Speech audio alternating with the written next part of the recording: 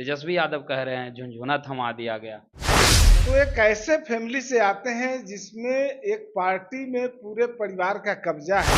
देखिए, बिहार में कानून का राज है।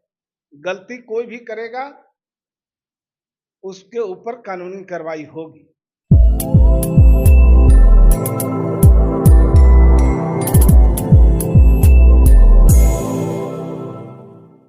नमस्कार, मैं मनीष और आप देख रहे हैं मीडिया दर्शन। मोदी सरकार ने तीसरी बार शपथ ले ली।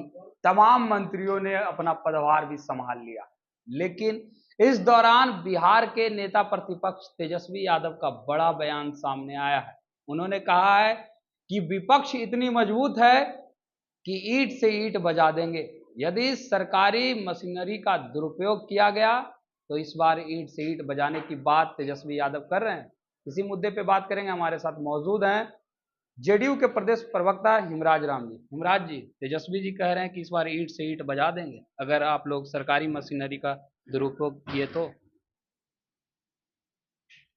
देखिए, उल्टा चोर कोतवाल को डांटे, एक कहावत हम लोगों ने सुना था, देहाती कहावत है। जिस व्यक्ति के बारे में पूरा बिहार जानता हो कि ये व्यक्ति किस तरह से 29 बरस के उम्र में कितने संपत्ति का मालिक बन गए बिना कमाए, तो एक ऐसे फैमिली से आते हैं जिसमें एक पार्टी में पूरे परिवार का कब्जा है और 15 साल तक इनके पूर्वज राज किए बिहार पर और बिहार की संपत्ति को अपना निजी संपत्ति बनाए, गलत तरीकों से अवैध संपत्ति अर्जित कर ये माल बटोर कर बैठे थे, जिसके वजह से सीडी, सीबीआई और आईटी के लोग इनको हमेशा खोजते रहते हैं। देखें, कई केसों में, कई मुकदमों में इनके पर चार्जशीट हो गया है। अगर बात की जाए तो वर्तमान में पूर्णिया के सांसद हैं पप्पू यादव, उनके खिलाफ एक आरोप में एफआईआर दर्ज हुआ है।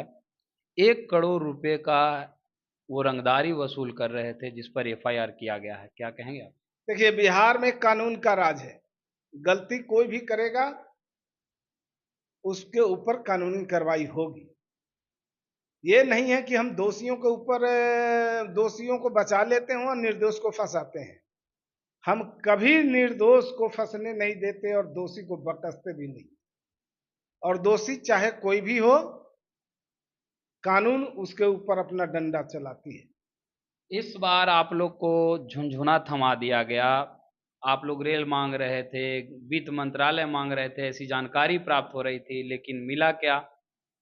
पंचायती राज विभाग मिला है। तेजस्वी यादव कह रहे हैं झुनझुना थमा दिया गया। दरअसल अब तेजस्वी यादव को इस बात का जवाब देना चाहिए, और आरजेडी से पूर्व में भी कई लोग केंद्र में मंत्री बने थे इन्हीं विभागों में, तो उनको जवाब देना चाहिए कि क्या उनके जो लोग थे उनको पूर्व में भी झुनझुना थमाया गया था। अरे, यहाँ व्यवसाय नहीं है, सेवा है। सेवा की भाव से देखिए, माल की भाव से मत देखिए। आप हमेशा माल लपेटने के फेरे में रहते हैं, इसलिए आपकी ऐसी सोच है। जो सेवा करने वाले लोग हैं, कहीं लगा दीजिए, सेवा देंगे, सेवा करेंगे। और जनता दल यूनाइटेड के नेता सेवा की भाव से राजनीति में है, व्यापार करने के लिए नहीं है। विपक्ष के लोग लगातार सवाल उठा रहे हैं, कह रहे हैं कि नीतीश कुमार का जो नीयत है वो सब जानते हैं कि किस तरीके का उनका बिहेवियर रहा है। ये सरकार 5 साल नहीं चलेगी, कभी भी नीतीश कुमार पलटी मार सकते हैं। देखिए, ये कहते हैं 5 साल नहीं चलेगी। अब हम इनको से पूछना चाहते हैं, ये कहते हैं 5 साल नहीं चलेगी। ये कांग्रेस के साथ लंबे समय तक थे। 1991 में कांग्रेस को कितनी सीटें मिली थी? 231। 2004 में 145 सीटें मिली थी कांग्रेस को, और 2009 में 207 सीटें मिली थी कांग्रेस को। तो सरकार चल गई 5 साल। और बीजेपी को 24 में 240 सीटें मिली है अकेला, तो ये सरकार नहीं चलेगी। बहुमत जितने सीटों से होता है उससे ज्यादा कई सीट है हमारे पास, 300 के करीब में सीट है मेरा, तो ये सरकार नहीं चलेगी। और ये अल्पमत वाली सरकार इनकी जो है 5 साल चल जाती है। तो दरअसल इनको अब तो कुछ बचा नहीं।